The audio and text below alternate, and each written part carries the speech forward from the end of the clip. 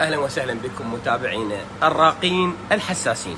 أصدقائي وين ما تكونون، أتمنى يا رب إن شاء الله تكون مساءكم جميل بجمال ريشة الفنان، الإحساس المرهف لكل إنسان يعشق اللوحات ويعشق الفن والإبداع، سواء كان الفن الكلاسيكي أو التشكيلي أو كل أنواع الفنون، أنواع الرسومات.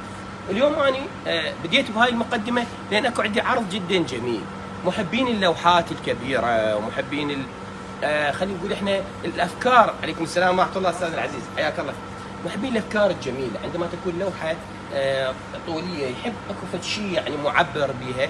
هذه اللوحه الجميله كان سعرها 15000 دينار، قدمناها لكم اليوم وخفضناها لتصل الى 10000 دينار.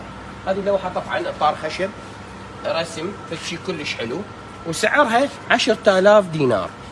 اطار خشب طبعا تثبت على الحائط، فشي كلش حلو، حتى القماش مالتها قماش مال رسم، فشي كلش مرتب، ورسم يعني مو طباعه. اصدقائي ايضا كذلك هنا تشوفون اللوحات المشكله من 3 قطع الجميله، سواء كان خريطه العالم او هذا المنظر الهادئ اللي يذكرك بنسيم البحر. ممكن يعني يضفي فد شيء جماليه خاصه، رونق خاص بتشكيله حلوه داخل غرفه، الوانها تناسق هذا الشيء. وسعرها كل 3 قطع بسعر سويناهن 10000 دينار. قبل كانت 3 قطع ب 12000، سويناهن 3 قطع ب 10000 دينار. وكذلك هذا الشكل الاخر، هذه خلينا نقول احنا الريشه الجميله، زين، هذا الفسيفساء من الالوان الجميل، كل هذا بسعر 10000 دينار في طيبه مول الديوانيه، وتدلون علينا دلال من 9 الصبح موجودين ل 12 بالليل.